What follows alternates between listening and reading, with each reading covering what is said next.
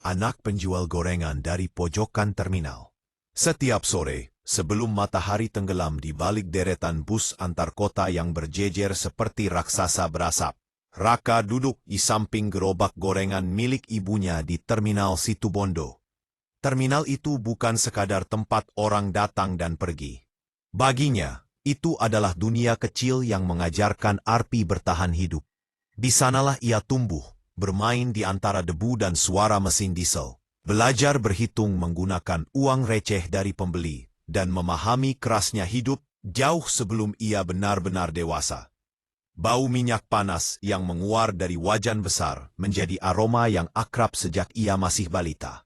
Suara klakson bus yang meledak-ledak, teriakan kondektur memanggil penumpang, dan langkah-langkah terburu-buru para pedagang keliling menjadi musik pengiring masa kecilnya. Banyak orang mungkin melihat terminal sebagai tempat bising, berantakan, dan penuh hiruk-pikuk. Tetapi bagi Raka, terminal adalah rumah kedua. Tempat yang penuh cerita, baik sedih maupun lucu, baik melelahkan maupun penuh harapan. Ibunya, Bu Sari, adalah seorang perempuan yang keras tapi lembut. Keras karena hidup memaksanya kuat, lembut karena ia selalu ingin anaknya tumbuh tanpa merasa kekurangan kasih. Dengan tangan yang mulai dipenuhi bekas luka minyak panas, ia tetap tersenyum kepada setiap pembeli sambil menyapa dengan ramah. "Mau berapa, Pak? Masih anget, baru diangkat." Raka selalu memperhatikan bagaimana ibunya bekerja. Terlihat seolah sederhana, namun setiap gorengan yang masuk wajan memiliki proses yang panjang. Menyiapkan bumbu, mengadon tepung, membersihkan bahan, dan menata semuanya agar rapi.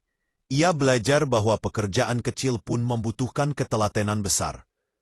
Namun, kehidupan tidak selalu mudah. Raka sering merasa malu ketika teman-teman sekolahnya melihatnya membantu ibunya menggoreng tahu crispy atau membagi-bagikan tempe mendoan ke plastik-plastik kecil. Beberapa temannya bahkan pernah mengejeknya, seperti, "Wih, si Raka penjual gorengan. Nanti kalau dewasa jadi tukang gorengan juga ya?" Kalimat-kalimat kecil itu menancap kuat di hatinya. Ia bukan hanya malu, ia terluka. Ada hari-hari ketika ia pulang sekolah dengan kepala tertunduk dan tidak ingin pergi ke terminal. Ada saat-saat ketika ia bertanya pada dirinya sendiri, "Kenapa aku tidak bisa lahir dari keluarga yang lebih kaya?" Itulah saat ibunya berkata sambil mengusap rambutnya yang berbau minyak, "Kita memang kecil, Nak, tapi bukan berarti tak bisa bermimpi besar."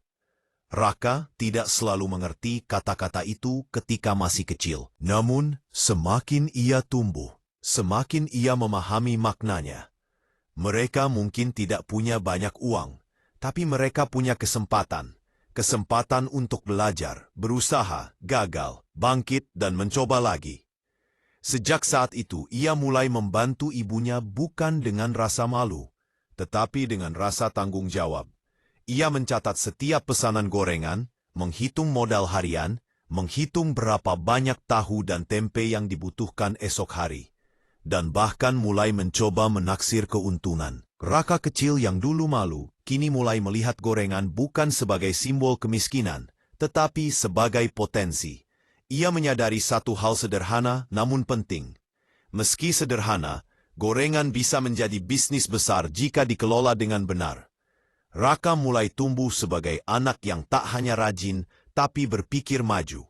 Ia menganalisis kapan waktu paling ramai di terminal, jenis gorengan mana yang paling laku, dan bagaimana cara menjaga pelanggan agar tetap datang kembali. Ia juga mulai memperhatikan perilaku penumpang bus. Ada penumpang yang buru-buru membeli gorengan sebelum bus berangkat. Ada sopir yang butuh camilan hangat setelah perjalanan panjang. Ada pedagang lain yang sering meminjam wajan ibunya karena wajan mereka retak atau minyak habis. Dari semua itu, belajar ilmu yang tidak pernah diajarkan di sekolah, ilmu membaca peluang. Tapi perjuangan tidak berhenti di sana. Ekonomi keluarga sering naik turun. Ketika musim hujan datang, dagangan sepi. Ketika pandemi melanda, terminal nyaris mati total. Pernah suatu hari, mereka hanya menjual 3 bungkus gorengan sepanjang sore. Minyak menjadi barang mahal, tepung semakin menipis. Ada hari ketika Ibu Raka menangis diam-diam saat menutup gerobak. Namun Raka melihat semuanya. Ia tahu ibunya tidak menyerah meski sering lelah. Dan karena itu, ia juga tidak boleh menyerah. Pantaslah. Saat duduk di bangku SMA, Raka makin serius belajar. Ia ingin memutus rantai kemiskinan yang sudah lama mengikat keluarganya. Ia belajar sampai tengah malam, seringkali di bawah cahaya redup lampu terminal, karena listrik rumah mereka sering dipadamkan untuk menghemat biaya. Gurunya, Butri, pernah berkata, "Raka, kamu anak cerdas. Jangan biarkan keadaan rumah menghalangi masa depanmu." Kalimat itu menjadi dorongan baru. Raka mulai mengikuti lomba-lomba kecil, membantu OSIS, dan mencari beasiswa di internet. Ia mengerti bahwa pendidikan adalah jalan keluar terbaik. Ia ingin membawa ilmu itu kembali ke terminal, kembali ke ibunya, bukan untuk meninggalkan dunia gorengan, tetapi untuk membangunnya menjadi lebih besar. Dan kerja kerasnya akhirnya terbayar. Ia diterima di sebuah universitas negeri dengan beasiswa penuh. Hari pengumuman itu, ibunya memeluknya sambil menangis. Akhirnya, ada satu mimpi yang jadi kenyataan. Terminal yang biasanya bising tiba-tiba terasa hening bagi Raka. Ia menatap gerobak gorengan tua yang selama bertahun-tahun menjadi saksi perjalanan mereka. Gerobak itu mungkin tua. Goresannya banyak, warnanya sudah pudar, tetapi di sana tersimpan doa, harapan dan keteguhan. Ia berjanji dalam hati, "Aku akan kembali. Aku akan membesarkan usaha ini." Cerita hidup Raka belum selesai, bahkan baru dimulai. Namun benih tekadnya telah tumbuh kokoh. Kata-kata ibunya, yang bertahun-tahun lalu terasa asing, kini menjadi pondasi setiap langkahnya. Kita memang kecil, Nak, tapi bukan berarti tak bisa bermimpi besar.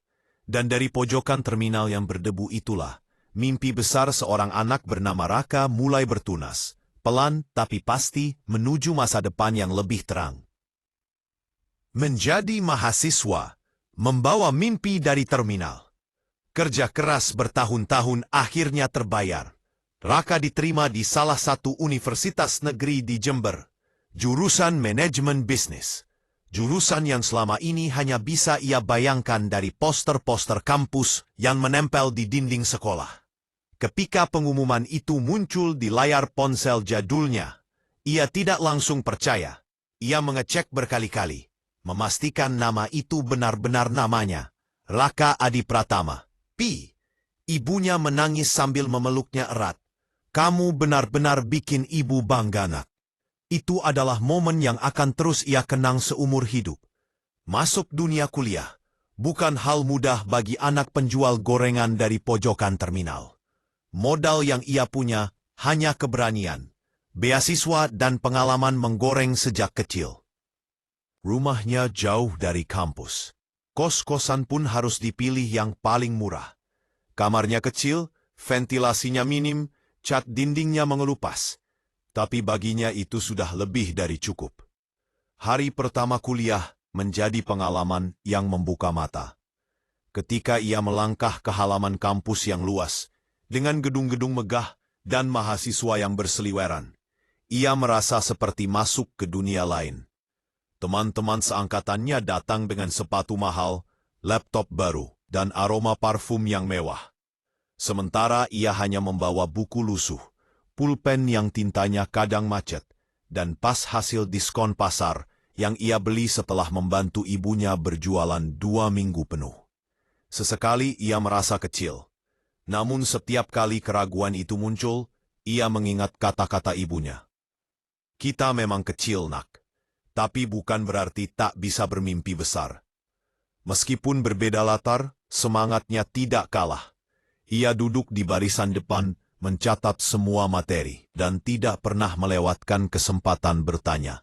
Ia bukan anak terpintar, tapi ia anak yang paling ingin belajar. Setiap akhir pekan, ketika sebagian teman-temannya pulang ke rumah untuk bersantai atau sekadar melepas penat, Raka justru kembali ke Situbondo. Perjalanannya naik bus ekonomi, memakan waktu hampir 3 jam.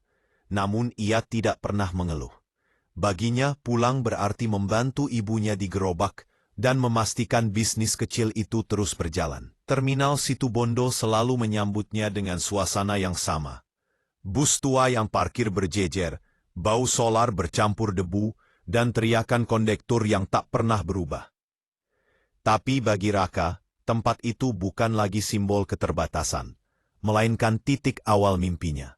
Setiap akhir pekan, rutinitasnya sama, membantu ibunya menyiapkan adonan sejak pagi, menata bahan-bahan, mengganti minyak, mengatur stok tahu dan tempe, lalu berjualan dari siang hingga malam. Sambil membantu, ia menerapkan ilmu yang sedang dipelajarinya di kampus. Ia menghitung ulang modal harian.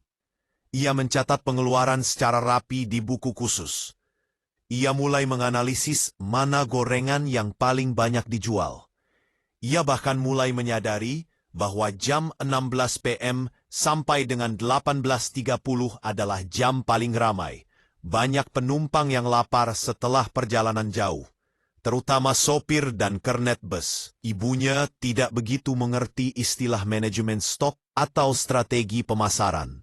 Tapi ia percaya pada anaknya. Pokoknya kalau kamu yang atur, ibu ikut saja, katanya sambil tersenyum bangga. Di kampus, Raka tumbuh lebih cepat dari teman-temannya. Ia sering terlibat dalam diskusi bisnis, mengikuti seminar gratis, bahkan membaca buku-buku tebal tentang kewirausahaan yang ditemukan di perpustakaan kampus. Baginya, semua ilmu itu terasa hidup, bukan sekadar teori, karena ia punya ladang uji coba nyata, gerobak gorengan ibunya. Salah satu dosennya, Pak Hadi, pernah berkata, bisnis yang besar dimulai dari bisnis kecil yang dikelola dengan benar. Kalimat itu membuat Raka teringat terminal, gerobak tua, dan wajan besar ibunya. Dari sana, muncul ide yang mengubah segalanya. Suatu malam di kos-kosannya, setelah menyelesaikan tugas kuliah, Raka membuka ponsel dan mulai membuat akun media sosial untuk usaha gorengan ibunya. Ia menamai akun itu, Gorengan Busari Terminal Situbondo. Sebagian teman mungkin menganggap itu biasa saja, tapi bagi Raka, itu adalah langkah awal menuju sesuatu yang lebih besar. Ia mengunggah foto gerobak mereka. Gerobaknya sederhana, warnanya sudah pudar, catnya terkelupas di beberapa bagian, dan lampu kuning kecil menggantung di tengah. Tapi dengan sedikit editing cahaya dan angle yang tepat, foto itu terlihat hangat dan penuh cerita. Raka menuliskan caption, "Rasa sederhana dari pojokan terminal. Hangat, renyah, dan penuh kenangan." Ternyata responsnya tak terduga. Teman-teman kampus mulai berkomentar, "Wah, enak banget kayaknya. Besok pulang Situbondo mampir ah. Keren kah? Bantu usaha ibu ya." Semakin banyak yang tahu, semakin banyak yang penasaran. Tak lama kemudian, mahasiswa-mahasiswa asal Situbondo yang pulang kampung mulai singgah ke terminal, hanya untuk mencicipi gorengan Busari. Beberapa bahkan membuat vlog kecil-kecilan dan mereview gorengan itu. Ibunya bingung. "Ini kenapa jadi tambah rame, nak?" Raka hanya tertawa. Ia tidak perlu menjelaskan panjang lebar tentang kekuatan digital marketing. Cukuplah ibunya tahu bahwa usaha mereka mulai berkembang. Esen kini, suatu hari, salah satu sopir bus berkata sambil tertawa, Gorengan panjenengan ini sekarang viral loh. Kemarin ada anak muda rekam-rekam, terus katanya banyak yang nonton." Ibunya hanya tertawa malu sambil mengipasi wajan. Tapi di balik tawa itu, ada kebanggaan yang tidak bisa ia sembunyikan. Terminal Situbondo perlahan berubah menjadi lebih hidup. Pembeli yang datang bukan hanya penumpang atau sopir, melainkan juga pemuda-pemudi yang penasaran karena melihat unggahan Raka di media sosial. Bahkan beberapa pedagang lain mulai bertanya, "Nak Raka, gimana caranya biar dagangan kami juga rame media sosial?" Raka membantu mereka semampunya, dengan cara sederhana, mengambil foto bagus, menulis caption menarik, dan mengajari mereka cara membuat akun bisnis. Rasanya damai. Rasanya usahanya tidak sia-sia. Perlahan-lahan, mimpinya bergerak maju. Namun perjalanan tidak selalu mulus. Di kampus, Raka sering merasa tertinggal karena ia tidak punya laptop sendiri. Ia selalu meminjam laptop di perpustakaan atau meminjam milik teman saat malam hari. Terkadang ia harus mengetik tugas hingga tengah malam di ruang belajar kampus, ditemani suara jangkrik dan hawa malam yang menusuk kulit. Ia juga harus menjaga pengeluaran dengan ketat. Untuk makan, ia sering hanya membeli nasi dan lauk termurah. Uangnya disimpan untuk transport pulang, membeli minyak goreng, atau membeli bahan untuk gerobak. Sementara teman-temannya nongkrong di kafe, ia lebih memilih belajar di kos. Tapi justru karena itulah ia menjadi kuat. Suatu malam, saat ia sedang menghitung uang hasil jualan bersama ibunya, ia berkata lirih, "Ibu, suatu hari Raka ingin bikin gerobak baru. Yang lebih bagus. Lampunya terang, rodanya kuat, dan ada tulisan namanya." Ibunya tersenyum, mata berkaca-kaca. "Ibu tidak butuh gerobak baru, nak. Ibu cuma ingin kamu bahagia." Raka menggenggam tangan ibunya yang kasar akibat minyak panas. "Bu, justru karena itu Raka ingin mewujudkannya." Hari demi hari berlalu. Raka semakin matang dalam berpikir.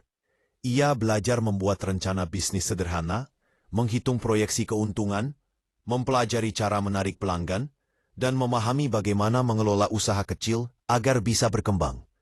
Di kampus, ia dianggap sebagai mahasiswa teladan oleh beberapa dosen karena ide-idenya selalu realistis dan bisa diterapkan langsung dalam kehidupan. Banyak teman yang datang meminta saran bisnis, meski mereka tidak tahu bahwa Raka sebenarnya masih berjuang untuk hidupnya sendiri. Dalam diam, ia terus menyusun sebuah rencana besar, mengembangkan usaha gorengan ibunya menjadi bisnis kuliner yang lebih modern, tanpa kehilangan sentuhan sederhana yang membuatnya istimewa. Dan setiap kali ia pulang ke terminal, melihat gerobak tua itu berdiri di sudut yang sama, ia tahu, inilah akar dari semuanya. Kampus memberinya teori, terminal memberinya alasan, ibunya memberinya kekuatan. Sisanya, ia yang harus membangun. Raka menatap gerobak sederhana itu suatu sore dan berbisik pada dirinya sendiri. Ini baru permulaan. Bisnis kuliner yang mengubah nasib terminal Situbondo. Setelah bertahun-tahun berjuang sebagai mahasiswa sekaligus anak penjual gorengan, akhirnya hari wisuda itu tiba. Raka berdiri di antara lautan toga hitam, membawa nama ibunya ke panggung. Bukan sebagai beban masa lalu, tetapi sebagai kehormatan. Ketika ia menyebut nama Sari binti Mulyono sebagai orang yang paling berjasa, suaranya bergetar. Ibunya menangis pelan di bangku tamu undangan. Dalam hati kecilnya, Raka tahu, wisuda ini bukan akhir, tetapi permulaan dari misi yang sudah lama ia genggam. Begitu pulang ke Situbondo, ia tidak mencari pekerjaan kantoran seperti kebanyakan teman-temannya. Ia tidak pergi ke kota besar, tidak melamar ke perusahaan bergengsi, dan tidak mengejar gaji tinggi. Pilihannya membuat beberapa orang mengernyitkan dahi. "Sarjana kok jualan gorengan? Sayang banget, kuliah mahal-mahal cuma balik ke terminal. Kalau mau sukses, harusnya merantau kota besar." Raka hanya tersenyum kecil. Mereka tidak tahu apa yang ia rencanakan. Mereka tidak tahu apa arti terminal bagi dirinya. Terminal bukan tempat kumuh seperti yang orang lihat, bukan hanya pintu masuk dan keluar kota. Bagi Raka, terminal adalah saksi bisu perjuangan hidupnya, tempat ia dibesarkan, tempat ia menangis diam-diam, tempat ia bermimpi diam-diam, tempat yang ingin ia bangkitkan. Ia kembali ke pojokan terminal membawa satu tujuan, membesarkan usaha gorengan ibunya menjadi bisnis kuliner modern tanpa meninggalkan ciri khasnya. Langkah pertama yang ia lakukan adalah membangun kios kecil yang lebih layak. Ia menggunakan sedikit tabungan beasiswa, ditambah dukungan kecil dari salah satu dosen yang percaya padanya. Kios itu berdiri tepat di area terminal, tidak jauh dari lokasi gerobak lama. Kiosnya sederhana tapi modern, dengan papan kayu bertuliskan "Gorengan Terminal Juara" sejak 1998. Nama itu ia pilih bukan untuk terlihat mewah, tetapi untuk menghormati perjalanan panjang ibunya. Di dalam kios ia menata semuanya dengan teliti. Meja stainless steel, wajan besar yang mengilap, etalase kaca yang bersih, area kasir rapi, hingga pojokan kecil dengan poster bertuliskan, "Kami mengambil panas dari masa lalu untuk menggoreng masa depan." Raka menambahkan berbagai menu baru. Tidak hanya tahu crispy dan tempe mendoan seperti dulu, tetapi juga camilan khas Jawa Timur. Tahu walik gurih, sate telur gulung, risol mayo, pisang kriuk, dan cireng pedas yang sedang populer di kalangan anak muda. Ia menambah minuman hangat seperti kopi robusta, jahe panas, dan teh nasgitel untuk para sopir bus. Yang paling ia tekankan adalah pelayanan cepat. Ia tahu penumpang bus tak punya banyak waktu. Mereka butuh makanan yang selesai dalam 2 menit, bukan 10. Ia mengatur alur kerja. Ada yang khusus menggoreng, ada yang menyiapkan bumbu, ada yang melayani pesanan. Semua bekerja dalam ritme seperti orkestra. Sementara sopir bus dan kernet biasanya ingin tempat duduk nyaman setelah perjalanan panjang. Maka Raka membuat ruang kecil dengan bangku kayu yang kokoh. Tidak mewah, tapi cukup untuk membuat mereka merasa dihargai. Setiap sudut kios itu ia rancang berdasarkan pengalaman bertahun-tahun melihat kebiasaan orang di terminal. Situbondo. Tak lama setelah kios berdiri, terjadi perubahan yang tidak pernah ia duga. Terminal Situbondo yang tadinya sepi di sore hari, mulai jauh lebih ramai. Orang-orang kini punya alasan untuk mampir lebih lama. Mereka bukan hanya membeli gorengan, tetapi benar-benar menikmati suasana terminal. Beberapa mahasiswa dari Jember dan Banyuwangi yang pulang kampung mulai menyempatkan singgah. Mereka mengambil foto makanan, mempostingnya di Instagram dan menyebut nama Gorengan Terminal Juara. Pelan tapi pasti, nama itu menjadi familiar di telinga banyak orang. Raka melanjutkan kerja kerasnya. Ia membuka cabang mini di beberapa titik kota, dekat alun-alun, dekat pasar, dan satu lagi di dekat stasiun. Cabang-cabang itu tidak besar, tetapi cukup untuk menjangkau lebih banyak pelanggan. Dan yang paling membahagiakan, ia mempekerjakan anak-anak muda yang dulu menganggur di terminal. "Mas, saya dulu cuma nongkrong di terminal. Sekarang kerja di sini, makasih banyak ya." Padahal ia tuh. "Raka, anak itu berubah gara-gara kamu. Dia sekarang bisa bantu orang tuanya." Setiap kali mendengar itu, Raka merasa dadanya hangat. Ia tidak hanya membesarkan usaha, tapi juga memberikan kesempatan kerja bagi mereka yang dulu seperti dirinya. Tidak punya banyak pilihan. Bisnisnya terus berkembang. Pada tahun pertama, pendapatan bulanan naik hingga 4 kali lipat dari sebelumnya. Tahun berikutnya, ia mulai menerima pesanan dalam skala besar untuk acara kantor, sekolah, dan hajatan kampung.